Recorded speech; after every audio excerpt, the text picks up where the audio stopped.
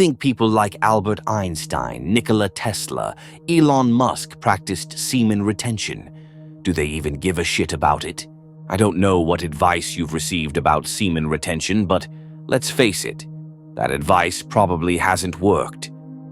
You've gone on a no-fap streak. Some days were good, you felt powerful, you were convinced this was the answer. But after a while, reality hit, urges hit, and let's be honest, you ended up right where you started. You let the cum out, and then, boom, guilt, frustration. But here's the thing, have you ever stopped to really think about this? I mean, not just blindly following the advice of some guru or forum thread.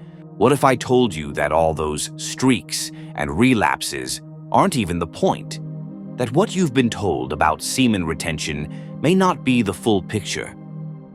This video is for anyone who has gone on a no-fap journey, felt the high of self-control, and then the inevitable frustration of relapse.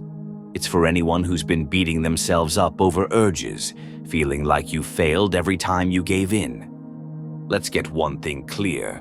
Semen retention isn't some magic formula that makes you a genius overnight. It's not about being perfect or never giving in to your urges. It's about understanding the energy behind it. Semen retention isn't black and white. It's about how you manage that energy, not just about keeping it in forever. We're not going to follow the rigid rules of you must never release, because that's not realistic. Instead, we're going to learn how to balance. This isn't just about semen retention.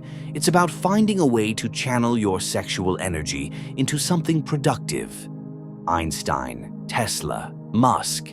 They weren't geniuses because they were repressing themselves.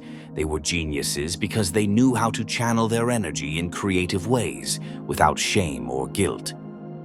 In this series, we're going to dive deep into the real essence of semen retention. We'll debunk myths, talk about real-world applications, and explore how you can tap into your creative energy, whether you retain or not. This is for everyone who wants to stop feeling trapped in cycles of failure and frustration. It's for those who want to rise above guilt, harness energy, and most importantly, live in flow. So if you're tired of the same old narrative, if you're ready for a different take on semen retention, you're in the right place.